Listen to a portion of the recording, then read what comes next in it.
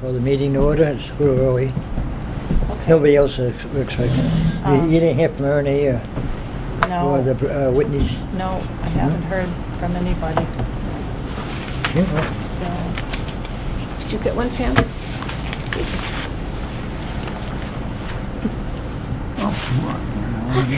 So the first up will be the letter that we're reading.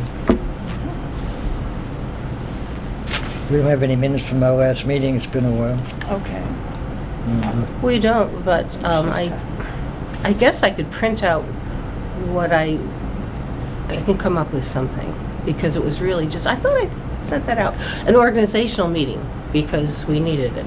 And we didn't have a quorum, so we couldn't That's right, vote. it wasn't Remember? formal, Yeah, okay. so, but we did decide that we would do the letter, so, but we can cover that when we cover it. Yeah. So, what time are we starting? Yeah, we're starting now.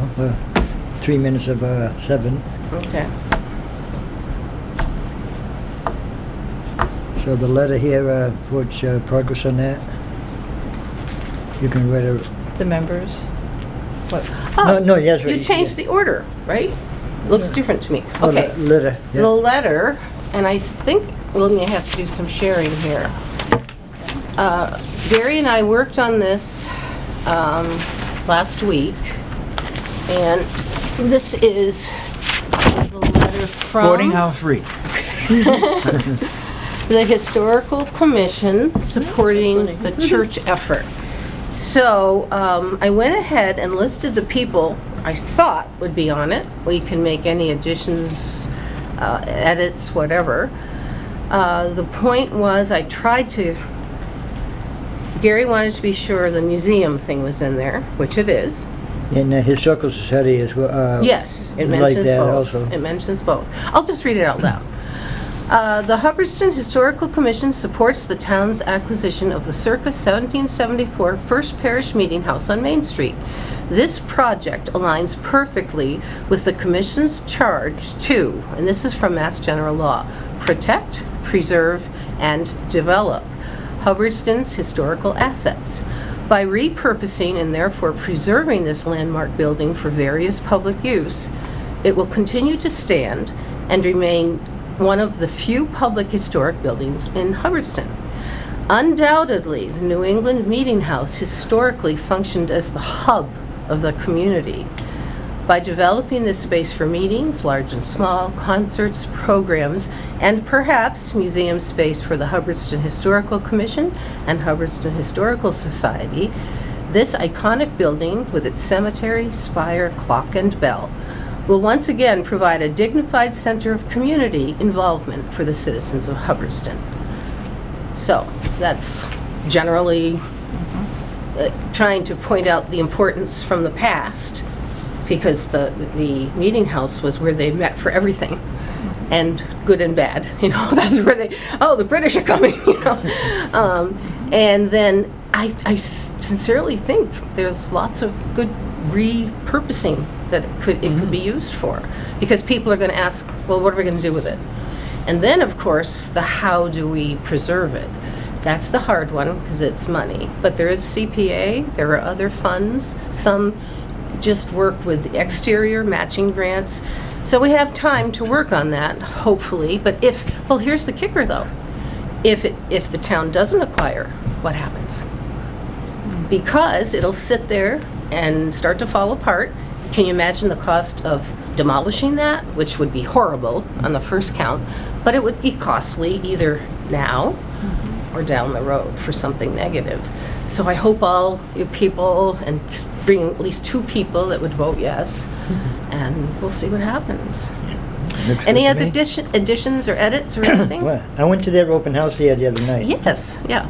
And there's only 3 of us showed up other than the 3 people that were there. And I looked in the back part of the sanctuary. In the very back part, there are 2 spots that are water damage.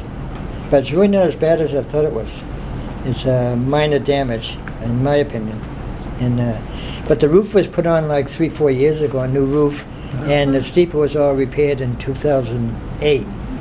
So it's not going to leak anymore. It's good for a few years as far as the leakage. So the damage has been done, but it's not going to get worse. So I think there's no rush in getting that done if the town acquires it, because a new purchase of the other town hall, they don't need that expense right now. Okay. But it's stable and it's not going anywhere. The envelope is pretty much Right. taking care of the roof and the brick bottom. The paint about is starting to the go, clock? but it's not critical Now, at this point. on the altar, there's that curtain at the altar. I kind of looked at it, peeled the curtain back, and there's a major paint peeling on the, you don't see it, but it's all around the, probably lead paint more than likely. What about the clock? Well, basically, Brianna said because of the cold winter, the temperature changes, they don't try and keep it running. So it was, We were gonna have Tangway come in. yeah, Brian Just- Tang was, yeah. kept me in touch with me, and he said, I'm ready to get it going again whenever I give him the okay. Good. And I haven't heard from, they haven't contacted me that Yeah. we can have it fixed. But now, Brian Tangway, he made a new gear. And I guess he got the gear made, I guess, I don't know, I think we paid for it already. But it's a matter of him going up there and installing it. And- Brian Tangway had a brain tumor and just had it recently removed. So he's been out of work and out of commission for at least a month. Yeah, I haven't been able to get a hold of him in the last month. Yeah, that's probably why. I was told he was on vacation by his son. Yeah. Well, maybe they didn't want They didn't say. it Is publicized. he okay though? I mean, Yeah, they feel that it was a successful surgery. I mean, he is so the Templeton group. Yeah. I mean, now they have the Grange Hall in addition to the brick building in town. They're so active and they've done so much wonderful Yeah. work on it. Well, the town has already given the Unitarian Church $175,000. I think $100,000 was for the roof and the $75,000 was for the exterior of the building. And right And now, through CPA funds. CPA. and Yeah. right now the church has $25,000 that they want to give with the building. So it won't cost us anything and they'll give us what their funds. What fund they had, the donations that they've gotten now is like, they said 25,000. I would hope that would be kept for seed money of some sort. I What mean- was the 75 used for? Pardon? What was the 75,000 used for? Oh, that was for, they were talking about the Templeton Church. Isn't that right? Somebody was talking about the Templeton Church. That church, Right. Yeah. not this one. Oh, right. They also are, they were one of the first CPA communities, and every year they get 100% match. So that's very sweet.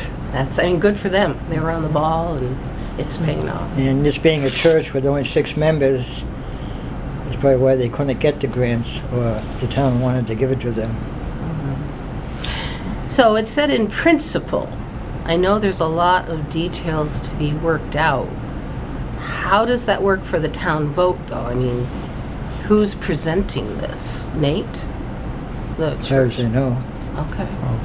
Just, I mean, I know there's going to be lots of questions, and it's nice to have answers ahead of time. You know, or to anticipate what some of the issues might be. Well, it wasn't too long ago, maybe 5 years ago, that we actually gave the church the land that the church was on.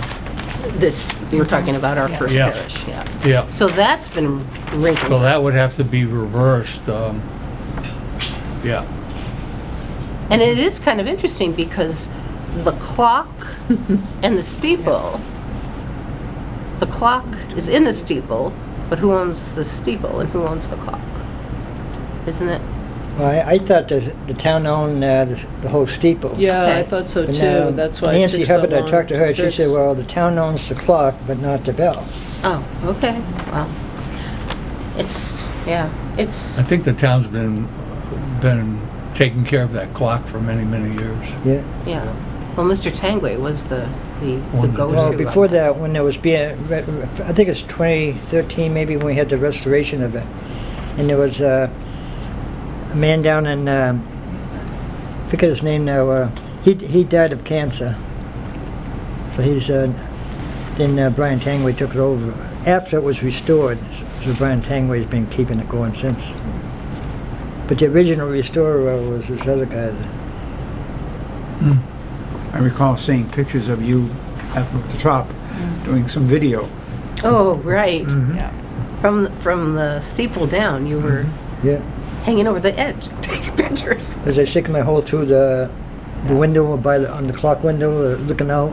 I thought you were on the thing that goes up, actually, but maybe we're sticking your head out, so I think it's better than sticking something else out, yeah.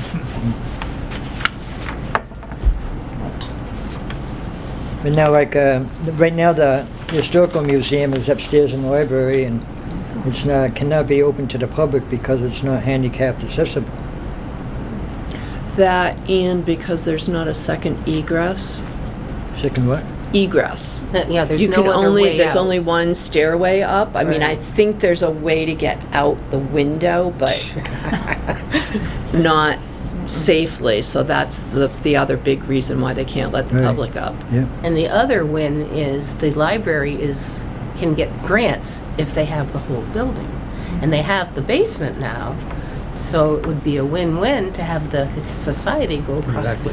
street. Yeah. So we'll look for all the positives that we can think of. Has to be And- handicap accessible with a. Yeah, true, and With, most an of those things elevator. can be solved, maybe not overnight, but there's And- usually a solution. And the steps going down into the lower area. Basement, yeah. I looked at it from inside. There's plenty of room that you could have a ramp come out a little bit and then slope down halfway and then slope down again along the wall and for handicapped accessibility. There's a lot of And that might be a repairs. lot cheaper than some kind of a hydraulic lift thing.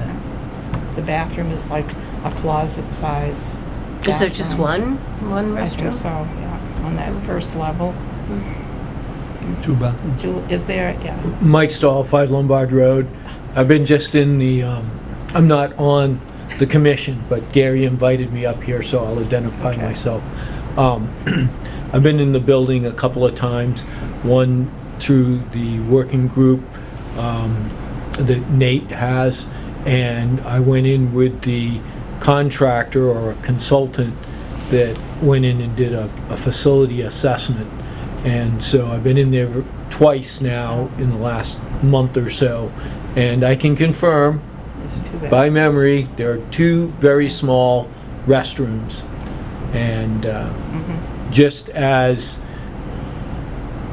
a potential future, it could be a unisex, and 2 could be made into 1 that potentially could meet the size requirements. There's a lot of difficulties to meet ADA, so where they're tucked away will present some challenges, but, you know, there is plumbing there already. I was at the hospital yesterday, and the restrooms they had 2 restrooms, but they were male or female, That's what he's or- saying, or yeah. any gender.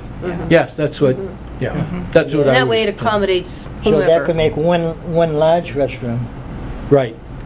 That's what I was suggesting. Yeah. Those things can be ironed out. I mean, it will take time, but I'd rather try to There's focus some on- bigger issues, but, Like, well, maybe we should know what would be helpful to, well, if you, I think it's best at this point to let the consultant to the town Present finish, it. present it, and I believe there's an upcoming public hearing before the annual town meeting. when is that then? And Because, then you can ask me all those questions, okay, because sure. I When- hope to be there. has that been scheduled?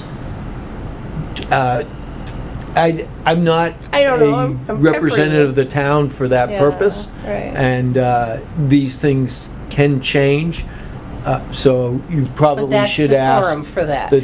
Yes, you Okay. should probably talk to the town administrator's office. Because Gary mentioned the open house, and I looked on the website, I didn't see it anywhere. No, it wasn't. Because it wasn't a town. The only way I'm I knew sorry. about it was the electronic sign down by the fire Oh, station. okay, and I'm not down here I'm up on the hill, so I don't know that. That's the Okay, only way I so, know of it. okay, so keep my eyes open because there will be at least one forum, correct? That's what I'm hearing about this subject. There will See. be, Yeah. it was proposed that there would be a public hearing for the first meeting house before the annual town meeting. Okay, And just contact the town offices. The executive assistant, she's on the working group, and she'll, know what this current schedule is. okay. Okay. Okay. No, what's the story with the members now? I just got home from New Brunswick. I don't know. You couldn't What's get a the hold of story? Ernie or... Speaking Oh, English anyway. Dolores, not you're French. supposed to have these answers. All I know is that we have the Whitney ladies and Martha Holgeson and Ernie Newcomb. that belong, that But we don't haven't have seen- them. We haven't seen They're on them. paper, but they've been No. contacted several times. Yeah. And Martha, I understand, because her health yeah. is, and I was hoping she'd be able to do the phone thing, but it didn't work out for tonight. So, technically, the position is not resigned until there's a formal letter to the town clerk. Let's just throw that in there. I mean, we have to keep order of some sort. But we would be looking for at least one more person, because our committee is set up as 5. I just got sworn in yesterday, so that I could vote on So something we tonight. need members. Yeah. She looked right at these gentlemen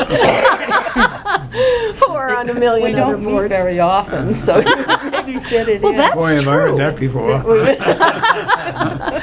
So I guess, I mean, I don't, if we need at least one member, and I characterized Martha as secretary emeritus, because she has been doing this for like 40 years.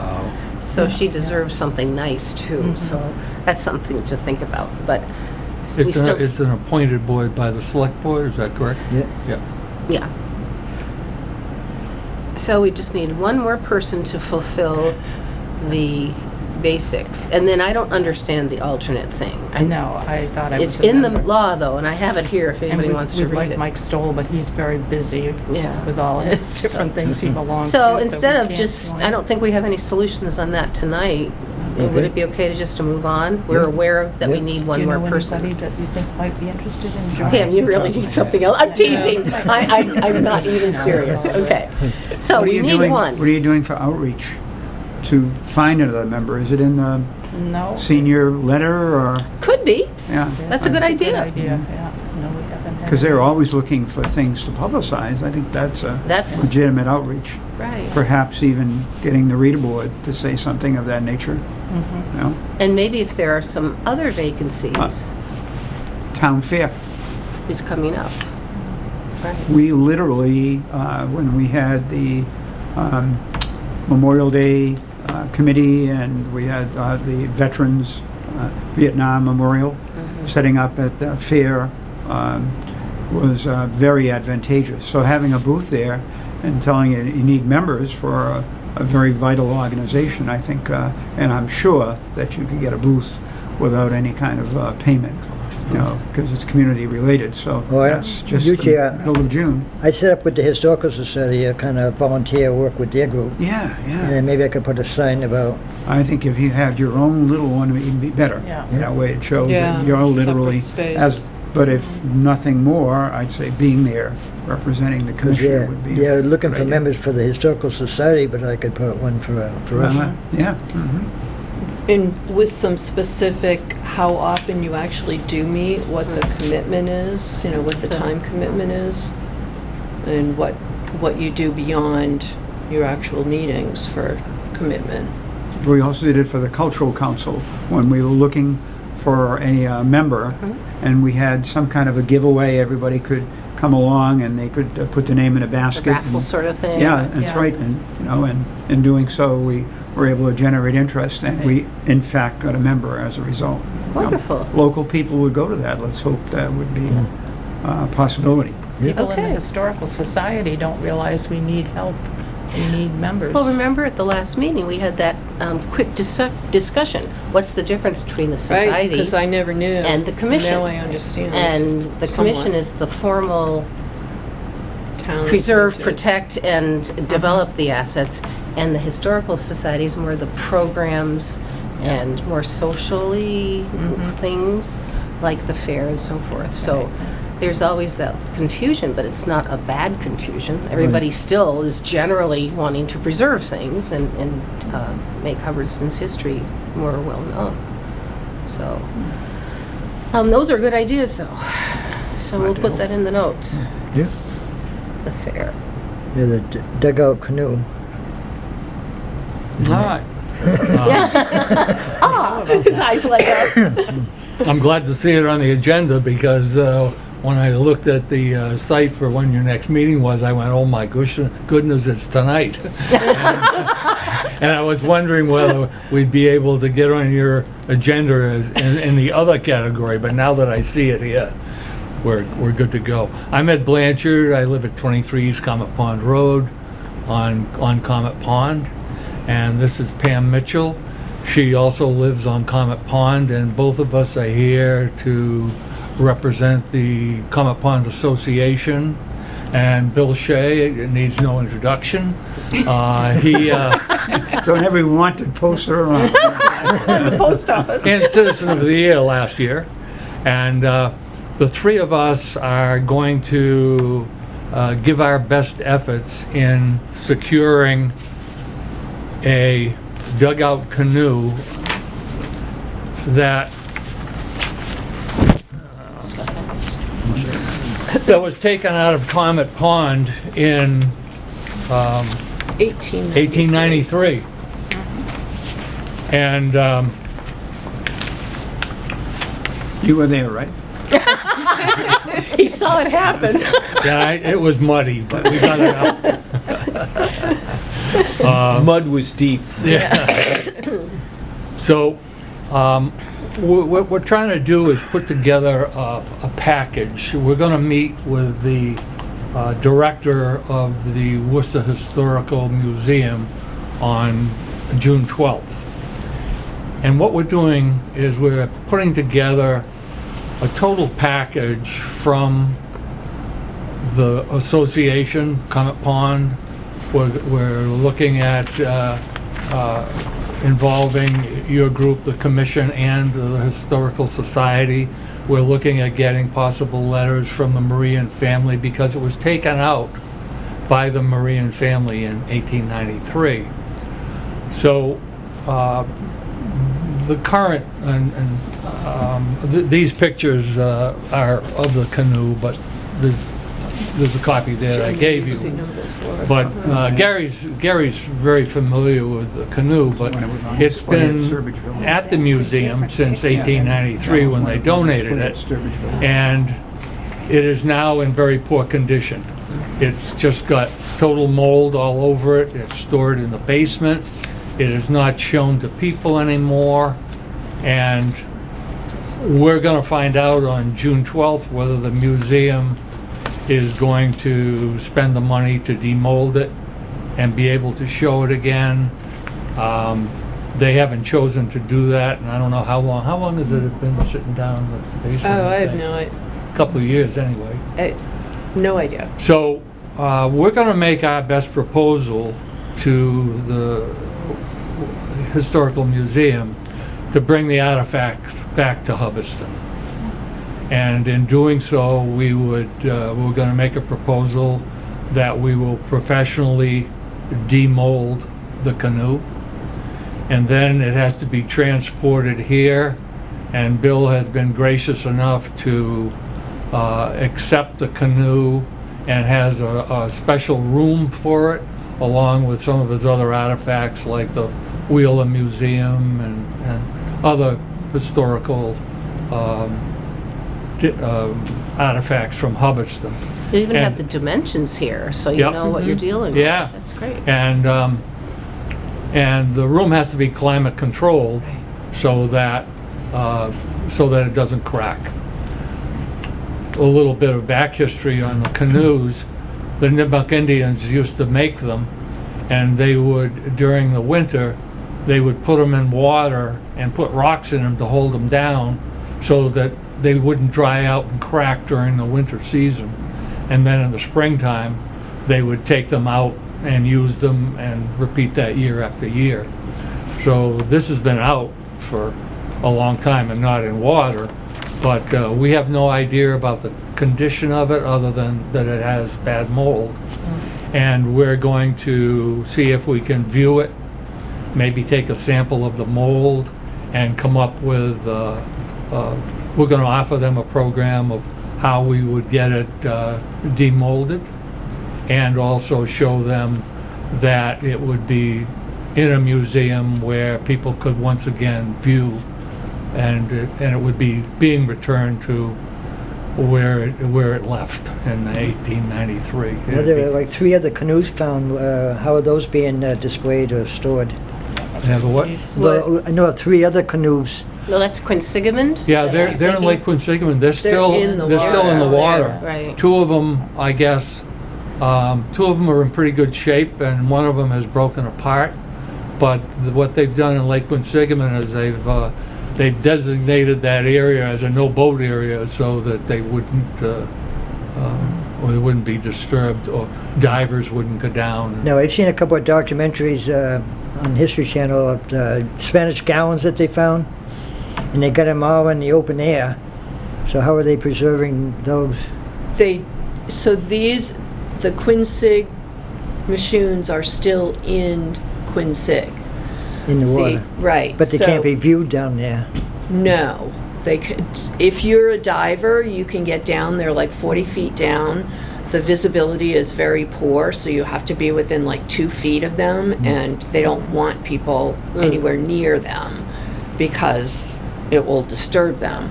So they were found in 2000, in the year 2000, How do they keep people 2001. away from diving around that area? I'm not exactly sure, except that the people that live wherever they are aware Oh, of they're it. aware. And because it's so deep, you have to have scuba gear. Right, yeah. So it's not That's a interesting. common thing. And again, because the visibility is poor, I don't think it's such a great place to go and try to Not a view diver. them. I just have one question. As I look at this picture, it looks like it's in a basement somewhere, not Right. not We cared don't know for. when or where that picture was taken. We're assuming it was in the basement of the museum. The Worcester Historical Museum also used to have, I don't know if they still do, a carriage house Oh, outside, and that may have been the carriage house because it was stored in the carriage house for quite a number of years. But back to the ones in Quinsig, in 2001, this person, Cheryl Stesler, is a Nipmuc Indian, and she became involved with it and was able to immediately get the area secured as far as with a designation of you can't go to this area. And since then, she has been working, supposedly, with the Nipmucs. The Nipmucs have done nothing for deciding what they want to do with these underwater canoes. At this point, if they were to bring one above the surface, it's a huge ordeal because they've been in the water for so long, they can't just take them out of the water, they'll just disintegrate. So it has to be something on the idea of somehow surrounding them, one, with the water, pulling it up with the water, and then immediately putting this glycol solution in the water to then have it get into the canoe to help preserve the whole thing. So again, huge ordeal, which those Spanish galleons that they've taken out before, that's exactly what they've ended up doing to those in order to preserve them so that they don't fall apart when they're pulled up. Because it'd be nice if it can be preserved to be out in the open for... Right, but so the problem again is that the Nipmuc community, and especially the Nipmuc elders, for whatever reason, are unable to make any decision about what to do. For years, they have, well, it would be nice if we had a museum so that we could store all of these different artifacts that we've sort of accumulated or know about or whatever, but they don't have a location for the museum, they don't have the money to make the museum, so it's gone nowhere. So with the Hubbardston Machoon that's sitting at the Worcester Historical Society, when I confirmed that they did indeed still have it back in 2022 in the middle of the pandemic, they were willing to start working with me to try to figure out what we could kind of do. And then suddenly the museum curator that was working on that little project, sort of, realized it's a Nipmuc artifact, so So it's perhaps we should contact the An Nipmucks. ownership issue at this point, right? Don't know at all. Is it Hubbardston, the museum, or the Nipmucks? Right, so Well, I don't know what When it was actually gifted happened. to the museum, that would have gifted ownership. And back So in technically, back in the museum- 1893, Right. there weren't all of these other regulations. Right. So when it was gifted at that time in 1893, it actually became the property of the Worcester But Historical have they been good Museum. stewards of it? I would say not. Just Right. casually hearing this And information. that's part of the Yes, you issue know. is that for any museum to be good stewards of all of the things that they have, they don't have the money, time, effort, space, et And cetera. nobody can see do it where that. it is right now. Right. Wouldn't it be great if the kids, our kids at school, either could walk across? Would it be possible, Mr. Shea, to have it in some sort of thing that was mobile, and so it would stay at your place in the climate control, but if it had a case that it was in that could be rolled to other places?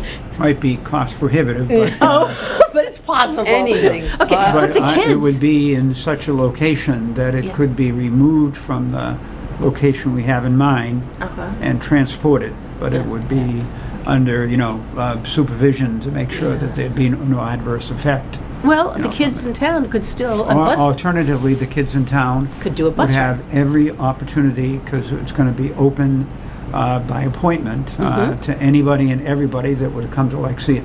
Sounds like a good Yeah. field trip to me as a teacher at the Or end of the Or year. the town fair or field day, have it exhibited there. If in fact it was safe to move. Right. Yeah, I think due think to moving the it is age of it, probably- I think moving. I mean, we're going to have a special mover bring it from if we're successful. And we've got a few more hoops to jump through to even know whether we're going to be able to move forward. But we're just trying to get as much support as we can from all the town boards and provide them with enough of information so they know it's going to be in good hands, it's going to be accessible to the public, and that it's actually a Hubbardston artifact that's come home. And that's 1600s we're talking, right? Yeah. Yeah. Probably. I mean, it's amazing. So, Bill has been gracious enough to accept the cost of, if we can move forward, of being able to make his room climate controlled so that it could be stored there and in good condition. And Gary, you've been to my barn Yep, and been to the, with the wheel store exhibit. yeah, the real stores on the exhibits on the right-hand side, and the history of the farm is on the left-hand side, and that is the room. We've done measurements. We do have enough room, not by much, but we have enough room to do it at an angle. I've already procured a estimate from Parker Glass pertaining to the hardware and the plexiglass and the best possible scenario for that. So in unison with what Ed and Pam are saying, we're going to be very prepared when we meet with them on the 12th and have a pamphlet together, and there are obstacles to overcome, but you can't get home without getting to first base. So Well, I trust your judgment and you having it in your possession right now. Yeah, and literally, there was a question regarding ownership, and I'm willing to accept the ownership of it if that's clear and free. And then there was a question of, okay, Mr. Shea's an octogenarian, so time will in fact have its effect. But our daughter, Kellyanne, lives on the farm, and so I think, and we have every intention of her staying there, and she does too. So there would be a legitimate successor for the foreseeable future. So there's a legacy plan, is Yeah, what it sounds like. absolutely. That's And then good, we because also- sometimes people leave that part out. Yeah. Right. And then all of a sudden you're, And we've also built in the, when in fact it's time to, if for some reason it has to be moved again, then we would give the option to the Historical Society. First right of Commission. refusal Yeah, to the commission and the And who society. knows, maybe by then, that could be a museum would be space. ready to accept it. It'd be a wonderful place in the museum Yeah. at the church. We're all optimists, aren't we? When is town Life's too meeting? short. Let's be optimistic. 2nd of June. 2nd of June? Sneaking up on us, town meeting. Mhm. Sounds like you guys have done a lot of groundwork on this, a lot of the The specific. journey of 1,000 miles begins with the first step. Well, we've done projects in the town before. Bill and I worked a lot of hours on the Vietnam Memorial Project. And so we're used to doing projects, and if we have to do a little fundraising, we can do that too. And then I was on the Hubbardston Lions Club when we did the project of doing the pavilion. Oh, yeah, that's And wonderful. It's a another real great asset, project. isn't it? So, Yeah, me too. yeah, we're all project oriented, and Pam is a historian for Comet Pond, and she has gone through every property on Comet Pond and taken its history as far back and as far forward as she could, with pictures and people, and she's going to make a presentation. Now, in your Give her a presentation, plug. It's Thursday May night, 29th. May 29, doors open at 6:30, and the program starts at now I wonder if we at can get, Williamsville Chapel. I wonder if we can get their local access to actually film you doing your presentation. Oh my God. Don't freeze. But, well, that's a thought. I think she's feeling a little pressure. I think there's going to be so many people you have to do it in the auditorium. I wondered about that too. My What's problem an is alternate? cutting it down. That's the problem. That's why I have to practice to figure out how not to get sidetracked Yeah, that's hard. and yet still tell stories to make it interesting. Yeah, and it will be in the Barry Gazette tomorrow. A little picture of the dam, the original dam. She's got all kinds of goodies. Fascinating. Yeah. So This you know, is and May- she's done May all the preliminary work on this canoe, and you know, for a couple of years, and now we're just getting to the point where we got to go see if we can't get it done. And now talking about still staying on Indians, on the back roads, most of my life on the back road where where the Copper's mine is, the pit that the town filled it in. Yeah. About 50 feet from that pit was a stone that the Indians ground corn in. It was a stone that's probably about this big. It was hollowed out, and there was a hole in the bottom. My mother was saying that somebody tried to drill a hole when they were building the road to blast, but they realized what it was. But I think Indian stones, they did have a hole there so that they can grind the corn. Old. And right? when I was a teenager, I'm guessing about 16 years old, I was gonna see about getting that moved in front of the library. But it was gone, somebody stole it. It took some doing. And on 1881 Stowe book on Hubbardston, he makes mention of that, I believe. Now, I heard that on Twin Hill Road, there's a guy down there that has a farm, and on the side of his house or barn, they got there's an Indian grindstone. Whether that's the one, I don't know. Well, go look at it. You got to remember what it looked like when you were 16. I think if I look at it, I'll recognize if it's the one, or one looks pretty close to it. Similar to it, right? But I was gonna get it secured and put it in, like, with the left side of the library. They got that little grass there. Yeah. I was thinking having there, and maybe that the townspeople can walk down this little path and see it. Place. Very cool, and then Have you have a seen this? plaque But made. it disappeared to as explain. of when I was 16 years old. I noticed it was gone. It's Right. right near the country store. Very Well, I cool. didn't want to presume that the commission would support us, but we would like to see if that would be possible. And I drafted a letter for your review, and you can either, you know, if you decide to move forward, you can either use the letter or write your own or whatever. But there's no pride of Wanna read authorship it? here. Yeah, I'll read it to you. It's the Worcester Historical Museum regarding the Hubbardston Comet Pond dugout canoe, to whom it may concern. The Hubbardston Historical Commission has met with the Asna Comet Pond Association members Edward Blanchard and Pamela Mitchell, along with William Shea, and have been informed of their efforts to restore and return this great Hubbardston artifacts to its original place of discovery.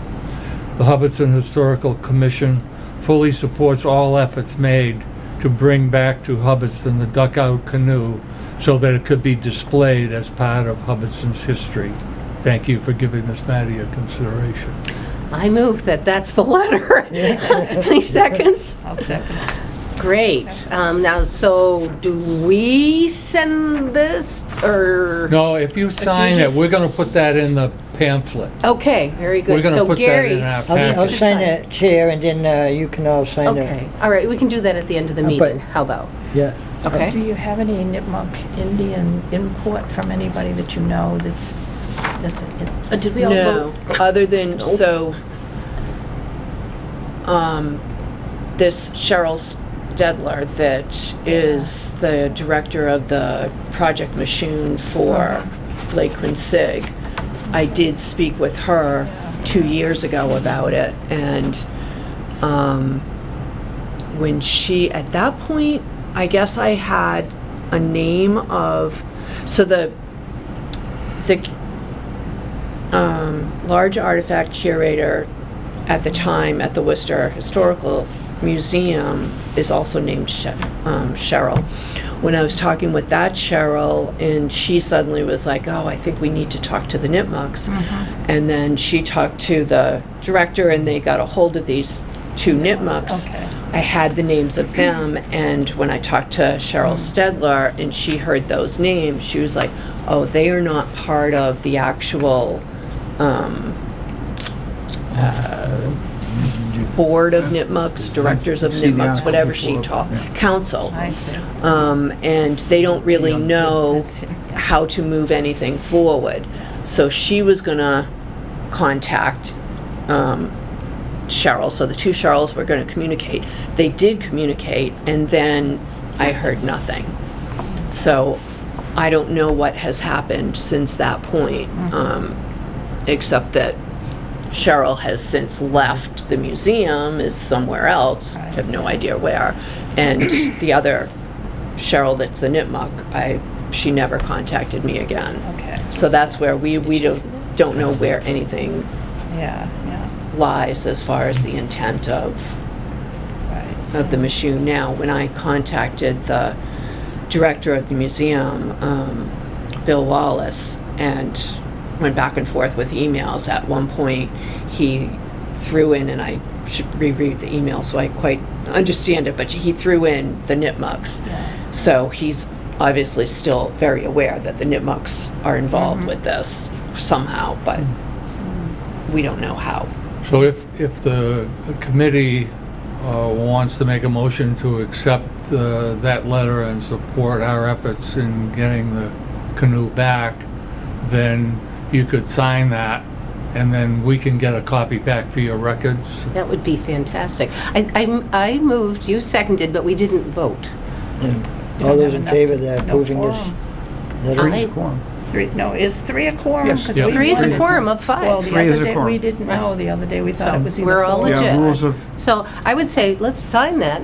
Gary, why don't you start, and then Dolores, Okay. and then we'll get it back to you, and you can get us a We'll copy. get your copy back for your records. Fantastic. Okay, that's Pam, this is like coming I know, together, how many maybe. years has this been? Maybe. You know, Sandra and Peter are very involved with the And of course, it Indian has to be right when I'm community like, and know A million other Right. things going on, Right. exactly. Nipmuc Indians. if Well, we're I gonna ask try them. and But not just involve think of that it. if I we mean- I know. don't have to. The kids I mean, could this see is- it. Okay. And then we could I don't have them think do a that's unit happening. on it and do some coloring and measuring, and Well, you know, and that's the thing, you expand it like that, and it's like, that's this what the is why commission, the Nipmucs it's developing the should- assets. And that's exactly go for that's it. what should be happening.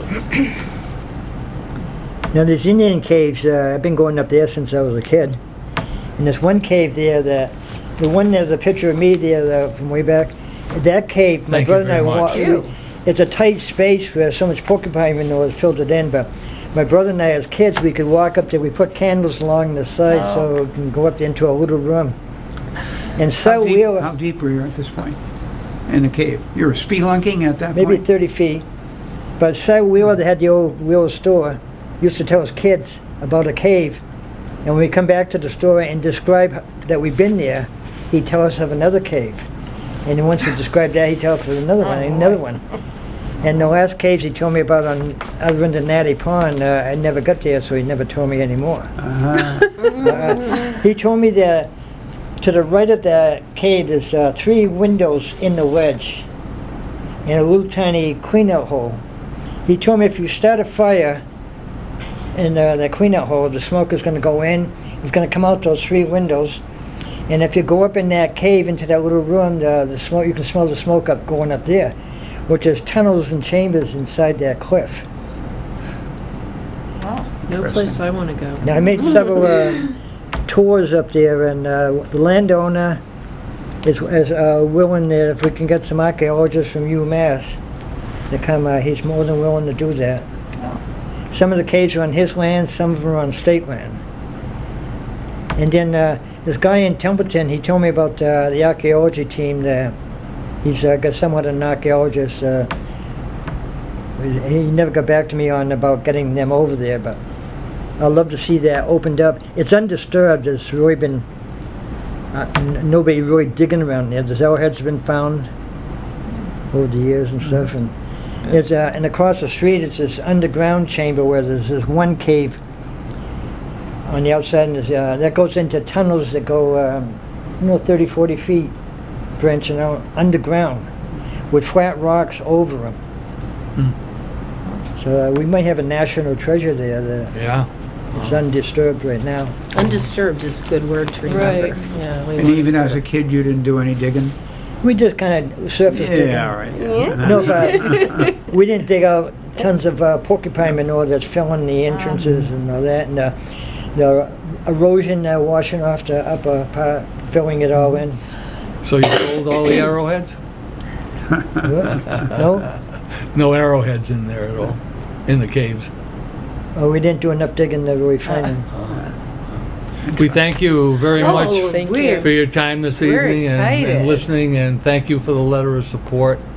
We'll keep you in the loop as to how it's Go going. down there. On Wainroy, What's the I date? just wanted to mention that June 12th, I talked to Brian Handy, 2 p.m. and he offered a few years ago about donating the first backhoe to the Smithsonian, and they weren't interested. And right now he's got it outside. I'd love to see that in our museum inside.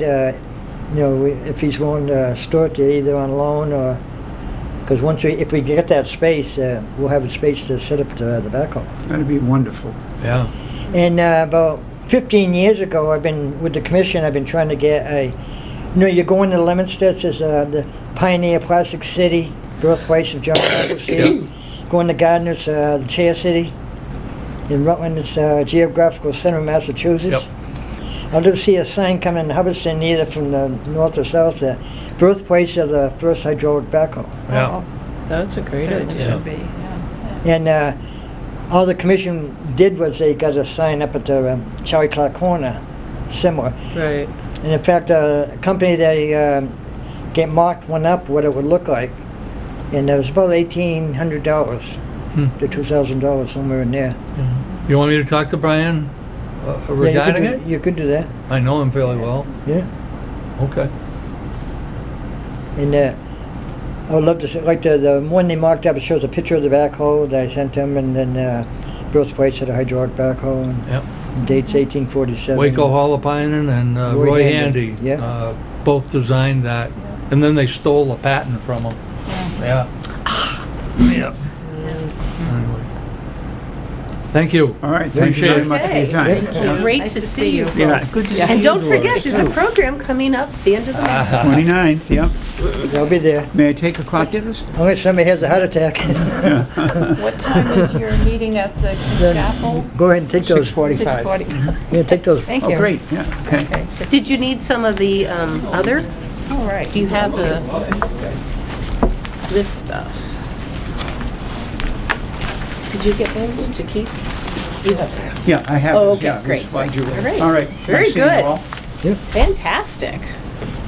So that concludes our meeting. We adjourn. So did we do everything? What about town clock? I mean, is that anything that, Well, we kind of mentioned that in the beginning. okay, we sort of did it in passing. Okay, so 5:47.